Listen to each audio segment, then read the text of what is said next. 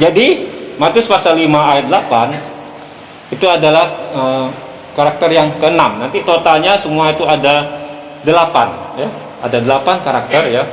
Ciri-ciri orang-orang yang di dalam Tuhan Yesus, orang-orang yang sudah dilahirkan baru, orang-orang yang memiliki hak untuk masuk dalam kerajaan Allah ya. Itu boleh kita katakan adalah ciri-ciri ya. Baiklah, kita akan belajar Matius pasal 5 ayat 8 ini, yaitu berbahagialah orang yang suci hatinya karena mereka akan melihat Allah. Kata suci di sini yaitu dari kata kataros. Ini adalah kata sifat. Itu yang memiliki arti kalau kita selidiki dalam kamus bahasa Inggris, yaitu kita sering mendengar kata clean ya, clean. Pasti tahu clean ya, ada bersih ya, clean. Kemudian pure. Pure ya, pure water, air, kita bersih dengan pure water, air yang murni. Murni. Kemudian unstained, tidak ternoda, tidak bernoda. Kemudian guiltless, tanpa rasa salah, tanpa kesalahan. Innocent, polos ya, innocent, polos. Kemudian upright, itu lurus. Itu dari kamus bahasa Inggris ya, kata-kata perjanjian baru ya, dari kata Yunani, kataros.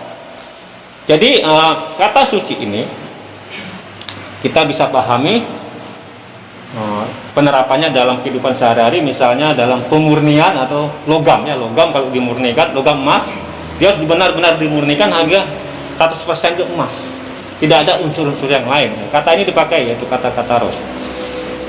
Kemudian ada lagi ternyata, saudara yang kasih, makna yang lain daripada sekedar bersih, murni seperti itu ya, tidak bernoda, yaitu kata suci juga dalam pemahaman Yunani itu memiliki arti tidak tercampur atau tidak bercampur ya, tidak bercampur. Jadi kondisi yang tidak bercampur, tidak berbagi ya, tunggal ya. Jadi suci ini juga memiliki makna sesuatu yang tunggal, sesuatu yang tidak bercampur, sesuatu yang tidak berbagi, sesuatu yang tidak terkotak-kotak ya, seperti itu. Jadi dari dua makna ini nanti kita akan jelaskan ya secara lengkap menurut arti suci tadi, clean ya, murni, dan juga menurut arti tidak bercampur. Jadi bisa kita pakai dua-duanya ya, nggak salah ya. Oke. Kemudian kardia atau hati. Kardia bahasa Yunani dari hati bahasa Indonesia, itu dalam bahasa Inggris itu heart ya. Bisa juga mind, pikiran, bisa juga karakter, inner set, diri batinia ya. Sering kita memahami hati, kalau dalam pemahaman bahasa Indonesia itu hati seolah-olah yang sifatnya itu emosi ya, perasaan. Oh, hatinya, perasaan, emosi. Atau sering kita dengar hati yang patah, tapi kan emosi. Jika pemahaman kita kurang pas. Sebenarnya hati di sini lebih tepat adalah justru pusat dari pikiran kita. Ya, pusat dari pikiran dan kehendak manusia itu ada di dalam hati kita. Ya. Kadang kita pikir, oh, karena dia berbuat jahat, kenapa? Karena otaknya kotor, maka dia berbuat jahat. Sebenarnya bukan otaknya kotor, hatinya yang kotor. Akhirnya mempengaruhi otaknya, akhirnya memunculkan tindakan yang tidak benar. Jadi sumber itu hati, bukan otak. Ya, jadi kalau mengubah seseorang, kita ubah hatinya. Amin. Bukan otaknya dulu, bukan intelektualnya dulu. Nah, ini luar biasa pengajaran Tuhan kita Yesus itu. Ya. Bukan otak, bukan pikiran ternyata. Hati ini master kontrolnya manusia, itu hati. Segala sesuatu itu dari pikiran dan kehendak, kemauan, niat manusia itu dari hati. Dan tentunya kita mau diubahkan hati kita beriman kepada Tuhan Yesus dan hidup dalam firman Tuhan. Oke, jadi itu untuk suci dan hati. Saudara yang kasih, Dalam konteks perkataan Tuhan Yesus pada saat itu ya, Tuhan Yesus sebenarnya mau menekankan satu hal yang berbeda pada budaya saat itu. Budaya orang-orang Yahudi yang dipimpin oleh ahli Taurat dan orang Farisi itu memiliki budaya kesucian yang secara lahiriah. Kesucian hanya secara luarnya saja. Pada saat itu, budaya kesucian yang lahiriah itu, orang dianggap suci, orang dianggap kudus kalau dia bisa melakukan upacara-upacara agama secara sempurna, baru dianggap suci. Itu ajaran ahli Taurat dan orang Farisi. Ya sampai-sampai kalau masuk ke rumah pun sebelum makan atau apa, dia harus cuci tangan. Bukan dalam konteks kebersihan, memang kita harus cuci tangan biar tidak ada kuman. Tapi dalam pemahaman mereka itu bukan soal kebersihan. Memang ada, tapi kesucian. Jadi kalau nggak cuci tangan masuk ke rumah atau cuci kaki, maka mereka kalau masuk rumah tuh depan rumahnya ada seperti bejana air, cuci kaki dan segala macam. Itu tidak hanya makna kebersihan secara fisik, tapi juga suci. Kalau sudah cuci tangan, cuci kaki, dia orangnya suci, langsung cuci. Itu kan secara lahiriah, luarnya saja ya. Bahkan dalam upacara-upacara agama Yahudi itu memang sangat lahiriah sekali ya. Sangat lahiriah ya. Korban-korbannya harus sempurna ya. Kalau korban dombanya harus nggak ada cacatnya ya kan. Lahiriah semua, fisik doang suciannya. Bahkan pada masa itu budaya kesucian sampai merugikan kaum wanita, saudara kasih. Jadi kaum wanita pada situ kalau dia ada sakit yang enggak pendarahan atau yang biasa dialami wanita, ibu-ibu mungkin tahu, ya kan? Nah, jadi itu dianggap najis. Najis tuh, nggak boleh ibadah dulu. Bahkan disentuh pun nggak boleh, karena masih dalam darah. Itulah artinya kesucian yang hanya lahir, iya, cuman luarnya doang yang diutamakan. Disinilah Tuhan Yesus mau membuat suatu perbedaan. Berbagailah orang suci hatinya, amin. Karena mereka akan melihat Allah. Jadi, suci hatinya, bukan suci lahiriahnya. Berhasil melakukan ibadah secara sempurna, adat istiadat. Bukankah ini sesuatu yang sangat revolusi sekali ya? Tuhan Yesus seperti membuat suatu perubahan yang besar. Ya, budaya perjanjian lama pada situ Tuhan Yesus ingin mengubah. Ya, revolusi benar, saudara. Bahkan dari karakter yang pertama sampai semuanya itu revolusi semua ya. Miskin di hadapan Allah ya. Kok bisa ya miskin di hadapan Allah? Kalau pemahaman orang ahli Taurat Farisi, orang yang sangat rohani, yang berhasil melakukan banyak ibadah itu baru bangga di hadapan Allah. Tapi Yesus miskin di hadapan Allah. Kamu nggak punya apa-apa di hadapan Tuhan. Tidak boleh mengandalkan kesalehan. Benar-benar sangat mengubah ya paradigma saat itu, bahkan saat ini juga ya. Kita disadari kadang kita terjebak dalam kesucian yang lahiriah. Hanya penampilan kita kelihatan suci ya. Tapi hati batin kita bagaimana? Hanya Tuhan yang tahu, bukan? Ya. Kadang kita kalau di hadapan orang kita langsung kelihatan suci. Ya kan? Nah, di hadapan pendeta kita mau kelihatan suci, ya kan? Kelihatan orang kudus. Apalagi ada bapak gembala kan? Wah, ngomongnya hati-hati kan? Ya, sikap hati-hati. Tapi kalau di sana di hutan sendirian gimana? Di rumah sendirian masih nggak hati-hati? Nah, seperti itulah ya. Ya, bahkan kita terjebak dalam budaya seperti itu. Padahal yang sebenarnya hati inilah yang perlu kita garap, hati inilah yang perlu kita ubah, bukan lahiriah kita. Itulah sebenarnya salah satu penekanan dari Tuhan Yesus, berbagai suci hatinya, batinnya, bukan lahiriahnya. Amin, saudara yang kasih. Nah, bahkan Nabi Yesaya pernah menegur ya umat Israel. Kalau ibadah kalian katanya hanya bibir doang memuji Allah, ya kan? Yesaya bilang gitu, keras Nabi Yesaya. Cuman bibir memuji Tuhan, tapi hatimu jauh daripadaku. Ya, itu kira-kira maksud dari kesucian secara lahiriah. Saudara yang kasih, Nah, jadi saya akan membagi di sini. Jadi karena begitu tidak terlalu kompleks sebenarnya, tapi ada dua makna yang tidak terlalu jauh berbeda dari kata suci. Tapi saya akan buat 3 bagian ya. Maksud dari hati yang suci ini kita akan jelaskan 3 arti ya, biar lebih lengkap. Pertama, hati yang suci itu pertama kita harus ingat, itu hati yang telah diubahkan menjadi baru ya. Karena secara natural, secara kodrat, hati manusia itu licik, hati manusia itu jahat, hati manusia itu najis. Secara kodrat kita tidak ada yang lahir itu hatinya suci.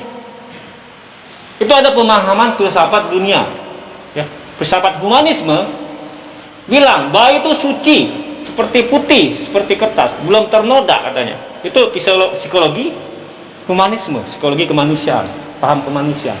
Tapi menurut teologi orang Kristen, agama Kristen, sejak kita lahir pun, sejak kita dikandung pun, kita sudah berdosa. Ada dosa warisan di dalam diri kita. Bahkan sejak dikandung ibuku, kata Daud bukan?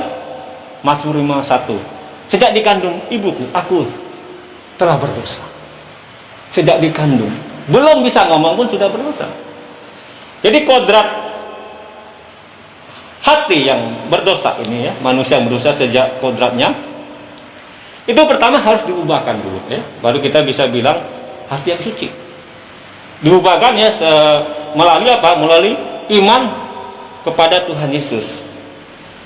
Jadi bukan melalui perbuatan baik, tapi hati ini harus diubahkan pertama iman kepada Tuhan Yesus yang telah mati menembus kita di kayu salib. Ya, mau tidak mau kita harus melewati fase itu. Perubahan hati yang dialami oleh karena anugerah dalam Tuhan Yesus. Kita tidak bisa langsung hidup suci, langsung hidup benar tanpa mengalami perubahan hati dulu.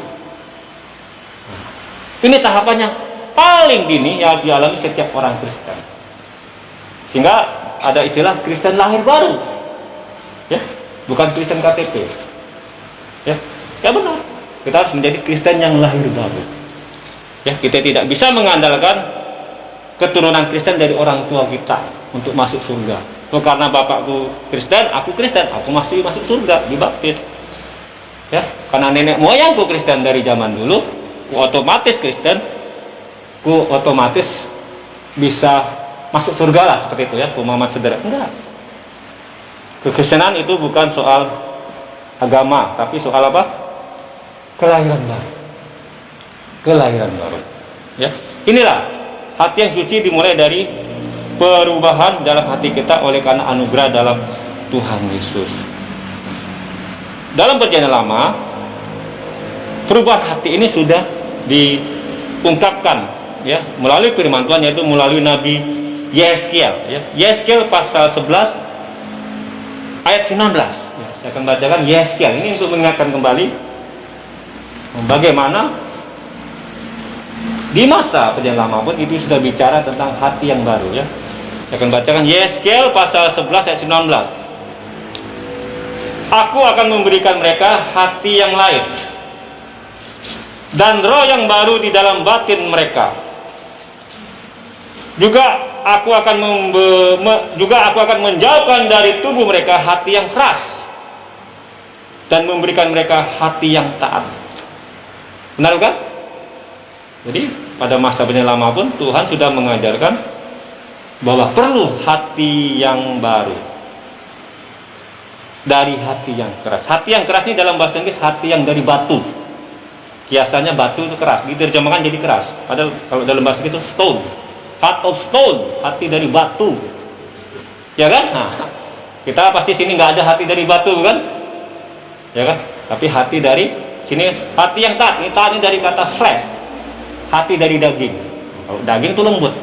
Ya, kita penjet-penjet pun tetap dia nurut, lembut, tekan-tekan lembut, ya. Gampang dipotongnya, ya.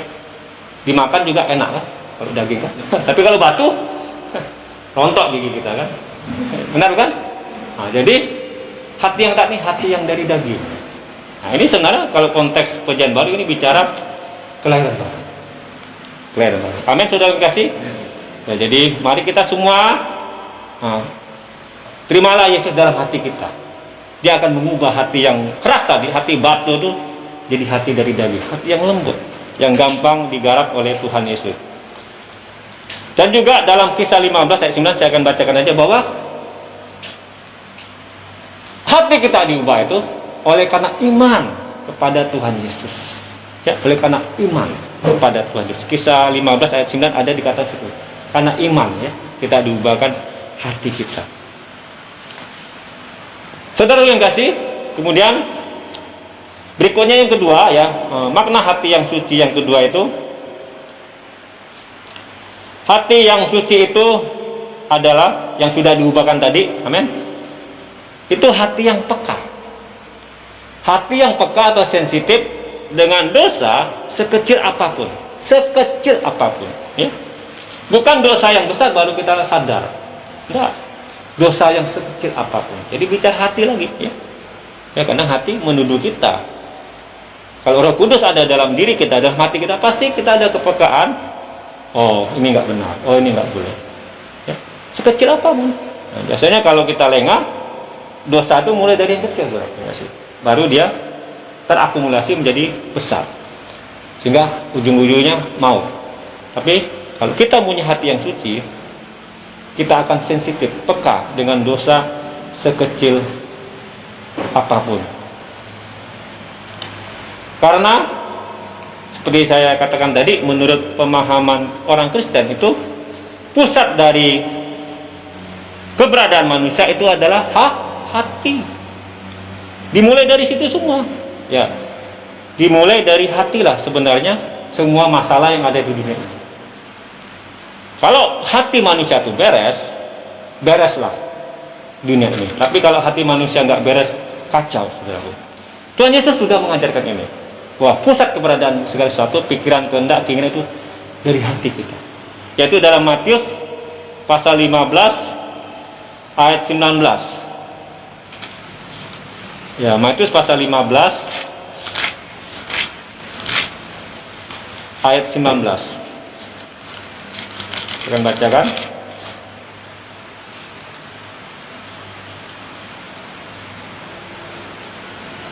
Ya, Matius pasal 15 ayat 19. Karena dari hati timbul segala pikiran jahat, pembunuhan, perzinahan, percabulan, pencurian, sumpah palsu, dan hujat. Itulah yang menajiskan orang. Tapi makan dengan tangan yang tidak dibasuh tidak menajiskan orang. Nah, benar kan? Itu makan dengan tangan tidak dibasuh tidak menajiskan orang. Ini memiliki makna kesucian secara lahiriah. Ya. Dia bisa bersihin tangan dia sebelum ibadah, cuci mukanya atau cuci kakinya biar suci gitu menurut pemahaman dia.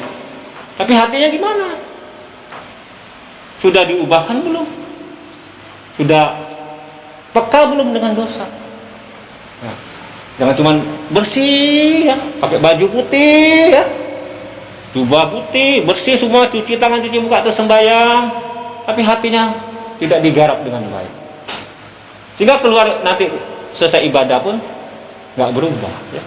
Diuji, dites sedikit, keluar aslinya kan, keluar aslinya. Jadi seperti itulah ya, dalam konteks ini Tuhan Yesus mengatakan tentang makanan ya. Dikatakan apa yang keluar dari mulut berasal dari hati, dan itulah yang menajiskan orang. Jadi semua itu berasal dari hati. Jadi benar dalam Amsal 4 ayat 2 dikatakan, jagalah hatimu dengan penuh kewaspadaan, karena dari situlah terpancar kehidupan. Benar itu. Terus menjaga hati kita. Kalau kita lengah menjaga hati kita, maka gelaplah ya langkah-langkah kita. Puji Tuhan, saudara yang kasih. Berikutnya, yang ketiga, hati yang suci. Nah, ini makna yang sedikit berbeda ya, seperti tadi saya katakan. Jadi hati yang suci bukan sekedar suci secara moral, suci secara karena kita tidak berbuat dosa, apalagi secara lahiriah, tapi sebenarnya ada satu arti lain ya yang mau kita tekankan di sini, yaitu hati yang suci adalah hati yang tunggal, hati yang satu, hati yang tidak berbagi, hati yang single minded, pikiran yang tunggal, hati yang satu saja yang tertuju kepada Allah. Ini makna yang lain lagi nih ya. Jadi bukan sekedar suci tanpa dosa, tapi ternyata hati yang suci juga bicara tentang hati yang tidak bercampur, hati yang tidak berbagi, hati yang tidak terkotak-kotak, hati yang hanya fokus kepada Allah. Orang-orang seperti itulah yang dijanjikan akan melihat Allah. Yesus pernah mengingatkan ya, tidak mungkin kita bisa mengabdi kepada dua Tuhan, kan? Mengabdi kepada Allah dan kepada Mammon. Itulah sebut hati mendua. Jadi hatinya dibelah dua, sebelah kiri Mammon, sebelah kanan Allah. Bisa nggak? Nggak bisa. Yesus menegaskan nggak mungkin kita mengabdi kepada dua Tuhan. Inilah maksud hati yang tidak bercampur, hati yang tidak mendua, ya, hati yang tidak terkotak-kotak. Ya, dikatakan juga untuk menguatkan ini, Yakobus pasal 4 ayat 8. Ya, kita lihat ya, Yakobus pasal 4 ayat 8.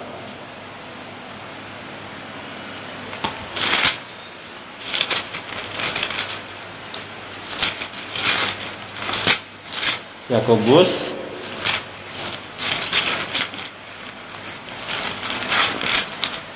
pasal 4 ayat 8. Hati yang mendua itu ada rupanya. Yakobus menyinggung ini. Yakobus pasal 4 ayat 8. Mendekatlah kepada Allah dan Ia akan mendekat kepadamu. Tahirkanlah tanganmu, hai kamu orang-orang berdosa, dan sucikanlah hatimu, hai kamu yang mendua hati. Nyambung kan? Sucikanlah hatimu, hai kamu yang mendua hati. Ternyata kalau hatinya mendua itu tidak suci. Ya. Artinya tidak tunggal, tidak fokus pikirannya, konsentrasinya, kesadarannya kepada Allah. Terbagi-bagi. Jadi, bagaimana kita mau memiliki hati yang tunggal ini? Hati yang tidak bercampur ini. Tentunya kita harus terus-menerus menjaga kesadaran ya akan hadirat Tuhan dan melalui firman Tuhan, sehingga kontaminasi ya, proses racun-racun dunia ini tidak mencampuri hati kita, sehingga kita kan memiliki hati yang berbagi kepada dunia ini ya, menjadi sahabat dunia, menjadi sahabat Allah nggak mungkin ya. Menjadi sahabat Mammon, menjadi sahabat Allah nggak mungkin. Jadi milikilah hati yang tunggal. Amin, saudara kasih, yang fokus hanya kepada Allah. Sampai kapan, saudara? Sampai Tuhan Yesus memanggil kita. Ini adalah perjuangan, seperti pesan Bapak Gembala. Memang menjaga hati tetap fokus pada itu perjuangan. Kita tidak selesai pada lahir baru ya. Ya, tercatat kita dibenarkan oleh anugerah Tuhan, tidak selesai di situ. Ya, saya kira ini masuk dalam proses pengudusan yang terus-menerus berlangsung, pengudusan yang terus-menerus berlangsung sampai Tuhan memanggil kita. Memiliki pikiran yang tunggal, hati yang tunggal hanya kepada Tuhan Yesus, memang ya saya mau katakan itu perjuangan yang berat. Benar bukan? Benar, saudaraku. Bagaimana kehidupan kita sehari-hari? Sebagai seorang ayah, ya sebagai seorang apapun profesi kita, sebagai seorang murid, setiap hari kita digoda, setiap hari kita ya dipancing untuk menduakan Tuhan ya. Kadang ya karena kebutuhan, karena ini bla bla bla bla, kita larut sehingga saya sudah sampai titik bahwa aku sudah menduakan Tuhan, baru sadar aku nggak menomorsatukan Tuhan lagi. Nah, mulailah rasa nggak tenang, nggak damai ya. Berarti kita nggak fokus lagi kepada Tuhan. Kita terlalu khawatir, kita terlalu cemas, kita terlalu takut, akan masa depan kita, berarti sudah nggak fokus akan janji Tuhan, bahkan akan Allah itu sendiri. Amin, saudara kasih. Jadi poin yang ketiga ini ya, miliklah hati yang tunggal, tidak bercampur, tidak berbagi. Ya, jangan mendua hati, tapi tunggal pikiran kita kepada Allah. Amin. Tunggal pikiran kita kepada Tuhan. Tidak bercampur dan tidak terkotak-kotak. Fokus sepenuhnya hanya kepada Tuhan. Seperti pesan Rasul Paulus ya. Rasul Paulus berkata dalam Filipi pasal 3. Ini contoh bagaimana orang yang memiliki hati yang tunggal ya. Filipi pasal 3. Ini contoh ya, teladan dari Rasul Paulus. Filipi pasal 3 ayat 12-14. Seperti inilah orang yang memiliki pikiran yang tunggal kepada Allah. Filipi pasal 3 ayat 12 sampai 14. Bukan seolah-olah aku telah memperoleh hal ini atau telah sempurna, melainkan aku mengejarnya. Kalau aku dapat juga menangkapnya, karena aku pun telah ditangkap oleh Kristus Yesus. Saudara-saudara, aku sendiri tidak menganggap bahwa aku telah menangkapnya, tetapi ini yang kulakukan. Aku melupakan apa yang telah di belakangku dan mengarahkan diri kepada apa yang di hadapanku. Kata ini ya, dalam terjemahan bahasa Inggris ini menarik. Itu sebenarnya one thing. Dalam bahasa Indonesia ini kurang penekanan. Ini one thing. One thing I do. Satu hal saja yang kulakukan, kata Paulus. Kalau dalam bahasa Inggrisnya, one thing I do. Satu hal saja yang kulakukan. Aku melupakan apa yang dia telah di belakangku dan mengarahkan diriku kepada apa yang dihadapi. Jadi one thing. Ini manusia tipe one thing. Paulus. Bukan two things. One thing I do. Satu hal saja yang aku lakukan hari demi hari. Melupakan apa yang belakang, tinggalkan semua, mengarahkan diri kepada yang ke depan, di hadapan, yaitu kerjaan surga. One thing. One thing I do. Sekarang kita melakukan apa dalam saat ini? How many things? Berapa hal yang kita lakukan dalam rutinitas kita, dalam konteks rohani ya? Ada berapa hal dalam hati kita? Tapi Paulus hanya one thing I do. Ya kan?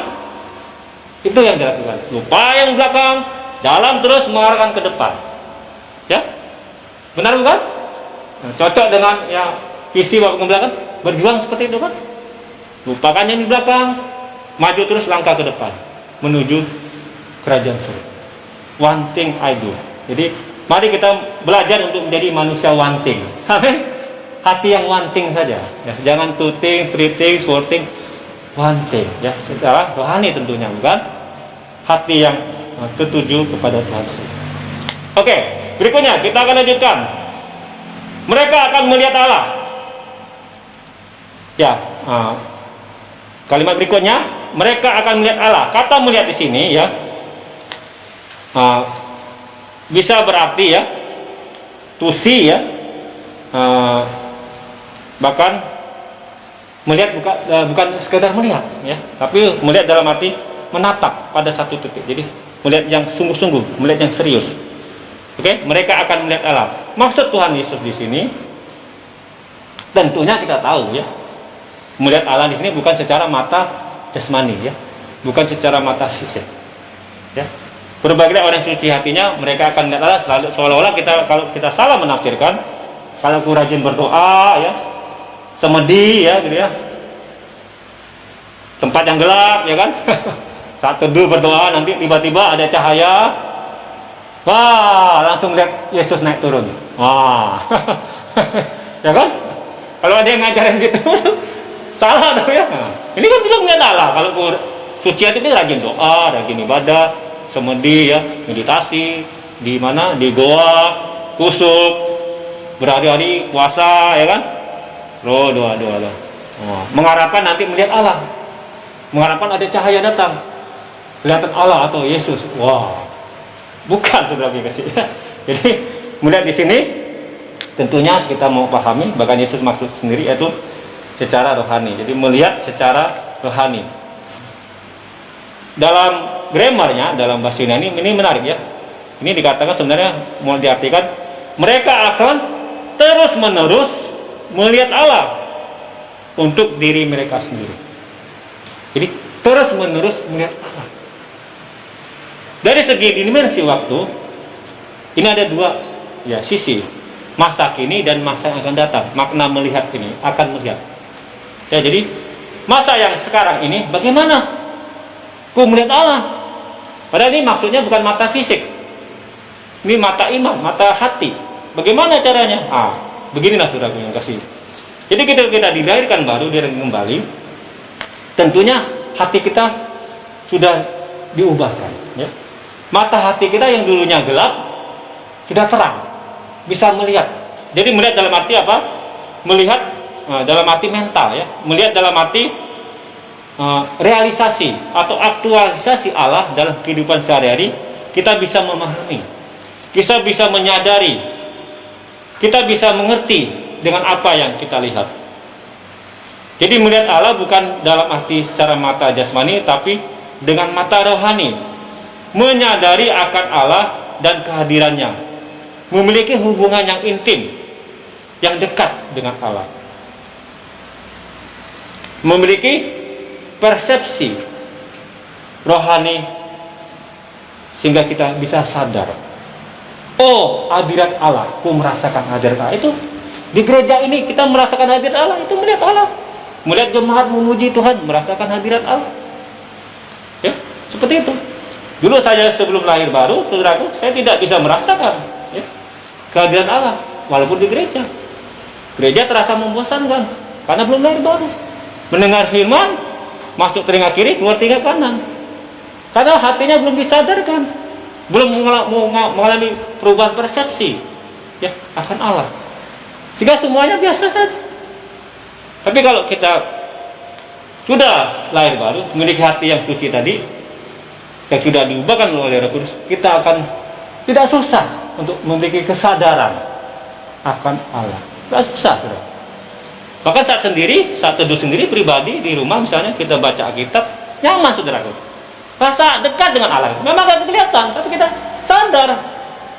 Hati kita sadar ada Allah di sini.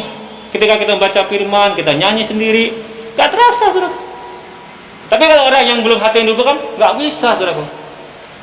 Gak akan mungkin dia merasakan hadirat Allah. Hatinya ini belum diubahkan.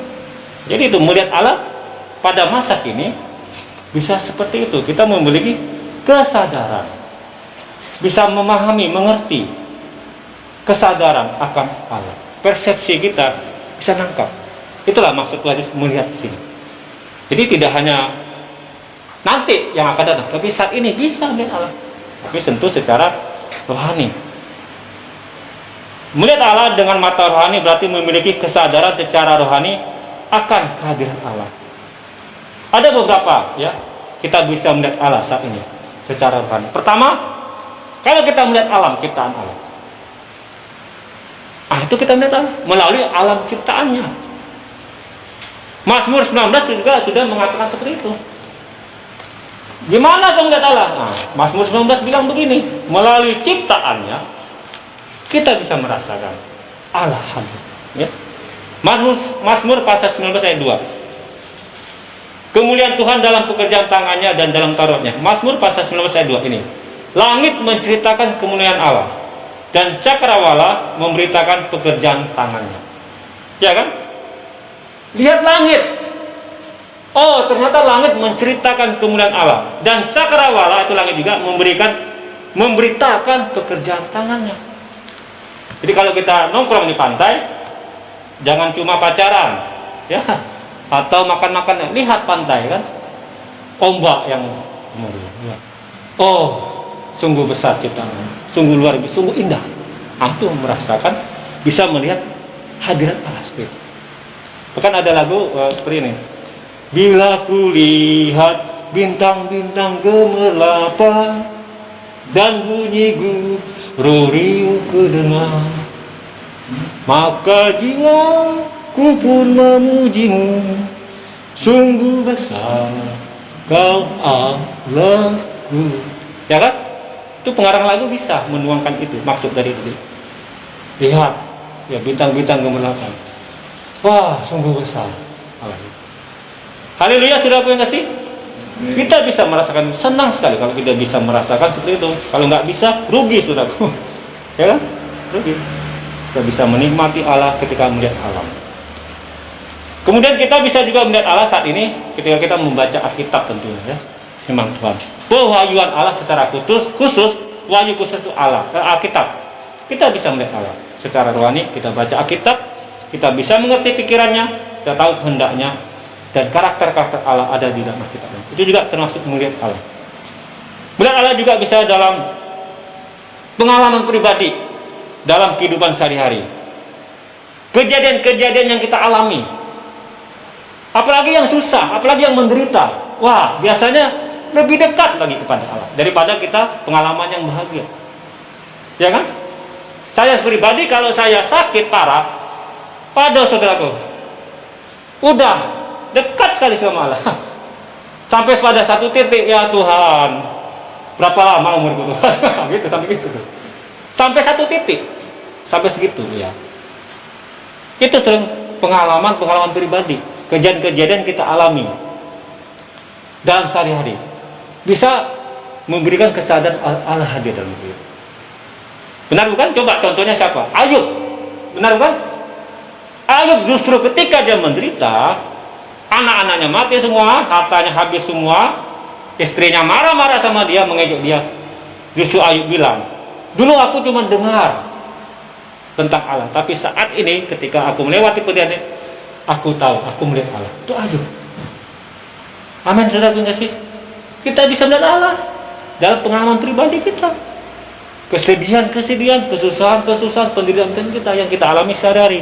Ada pemeliharaan Allah, kita rasakan itu. Tapi tentunya juga bukan yang negatif ya, yang menderita, tapi justru yang bahagia juga. Amin. Ya, kesehatan yang Tuhan berikan ya, berkat-berkat jasmani, itu pemeliharaan Allah yang kita rasakan.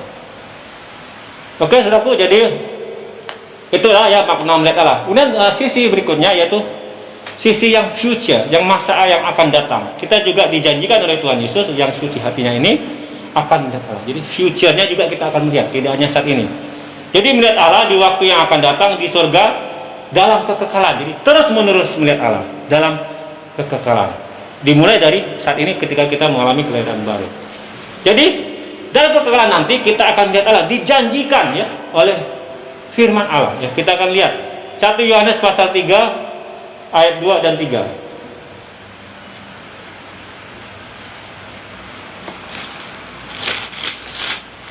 Dan 1 Yohanes ini melihat Allah dalam konteks yang akan datang ya. 1 Yohanes pasal 3 ayat 2 dan 3. Saya akan bacakan. Saudara-saudaraku yang kekasih, sekarang kita adalah anak-anak Allah. Tapi belum nyata apa keadaan kita kelak. Akan tapi kita tahu bahwa apabila Kristus menyatakan dirinya, kita akan menjadi sama seperti Dia, sebab kita akan melihat Dia dalam keadaannya yang sebenarnya. Firman Allah berjanji, ya, kita akan melihat Dia dalam keadaannya yang sebenarnya. Ini kita melihat nanti dalam kekekalan, dalam tubuh kemuliaan tentunya ya. Ketika rapture nanti Tuhan Yesus datang kedua kali, kita akan diubahkan dengan sekejap mata ya. Tubuh kita akan diubah menjadi tubuh kemuliaan. Yang mati dalam kubur akan dibangkitkan, kita akan diubahkan dengan tubuh kemuliaan. Dengan tubuh kemuliaan itulah kita akan melihat Allah dalam keadaan yang sebenarnya. Amin, saudara kasih. Itulah pengharapan kita ya. Pengharapan dan kerinduan kita melihat Allah apa adanya, melihat Yesus apa adanya dalam tubuh kemuliaan kita. Bahkan di Wahyu pasal 22 ayat 4 ya, kita akan melihat Allah di Yerusalem baru. Wahyu pasal 22 ayat 4. Saya akan bacakan. Wahyu pasal 22 ayat 4. Dan mereka akan melihat wajahnya. Amin.